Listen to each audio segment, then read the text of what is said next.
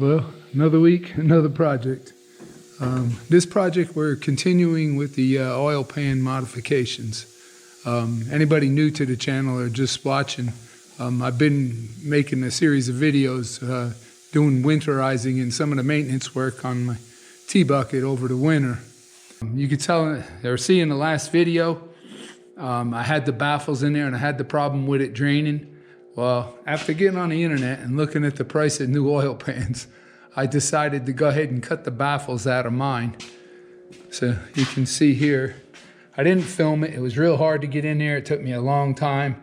The only thing I had to cut it out with was an angle grinder. I had to take the guard, the handle off, and put a small wheel on it.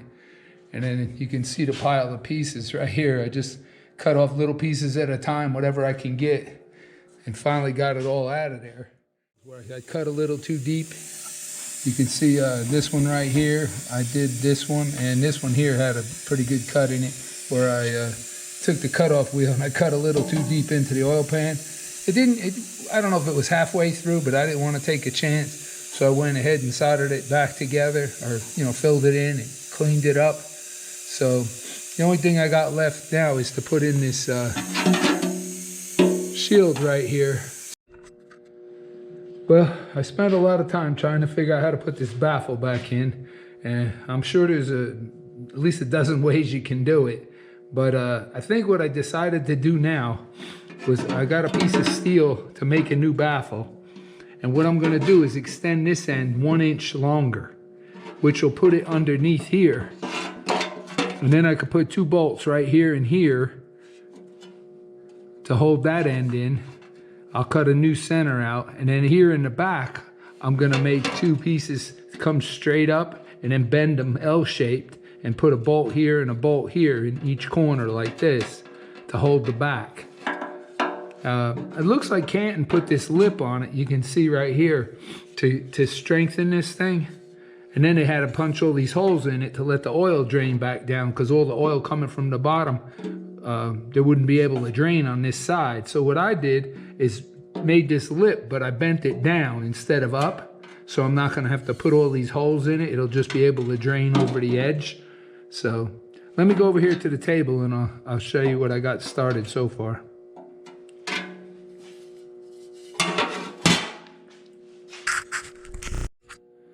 Well, I went down to the steel fabricator this morning, and I found a piece in their drop pile. It was this piece down here. It was 12 inches by 36 inches and 14 gauge, same gauge as this plate here that I had. So I went ahead and I cut it out 1 inch longer. You can see here towards the front.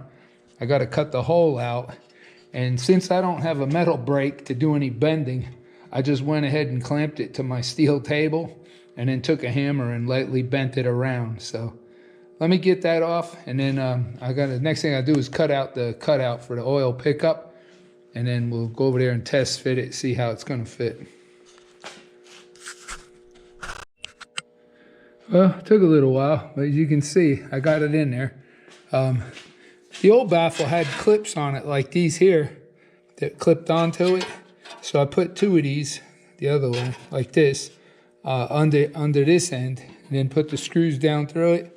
But these 2 clips I'm gonna put on these L-shaped brackets. So this here will be under here like that, and then just put a bolt down through it. So I gotta cut the 2 strips to make those brackets.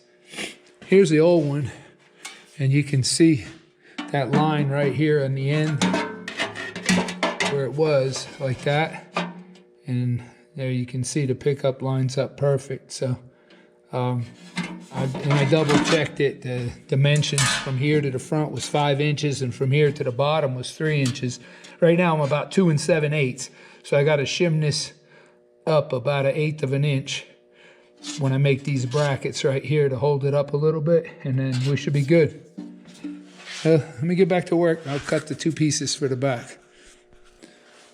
Well, as you can see here, I made, what I did was I cut a piece 1.25 inches wide off of my scrap piece right here.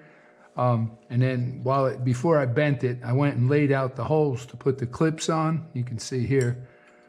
And then this one here, I got the clip already mounted to it. And then what I plan to do is put this underneath here like that. And then this will get welded down on the bottom on both sides and bolted in. I left these pieces a little bit long. I need 1.5 inches. These are just a tiny bit over, so I'm gonna set it in there. And that way I can just keep trimming this down until I get it to the right height. Well, let me get these pieces bolted onto here real quick, and then we'll take it back over there and see how it fits.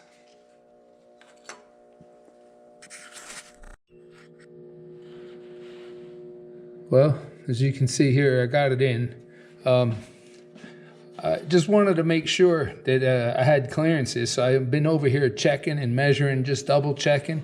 And what turns out, I see why when Canton put their baffle or the shield in here, they didn't have a bolt over here, because the oil pickup tube comes down this side of the oil pan and it turns here and then it goes down. So according to my tape measure, getting underneath the car and measuring from the block, and as best I can measure everything, we were just about touching this bolt. The head of this bolt was just touching that oil pickup tube. So what I went and did was cut another 1/8 of an inch off of both of these and lowered it down another 1/8. And then I went ahead and put some 1/4 inch studs up in the bottom of the block instead of bolts. And that way I can line it up with the oil pan on the studs and push it up and just make sure that the oil pan was sitting flat up against the block, which it is. So next thing I'm gonna do now is take it over there to my welding table, and we're gonna go ahead and try to weld these two in. Take it out, I'll weld the other side, and then I'll start working on cleaning the bottom of the block. I hadn't welded in a while, and before I started welding on that oil pan, I didn't want to take a chance of burning through it. So I set me up a little piece here. I was going to do some tacking and do some adjusting on the wire feeder. I went over here, pulled the trigger twice, and it stopped working. Well, I opened it up and I'm out of wire. Just my luck. So looks like I'm going to be running to town, go get some more wire before we get started. Well, yesterday when I run out of wire in my wire feeder, I also noticed that the shielding gas was down. I only had about 200 pounds left. So I went and picked up a new bottle of gas. I bought a spare roll of wire. And you can see today I went ahead and tacked those brackets in here.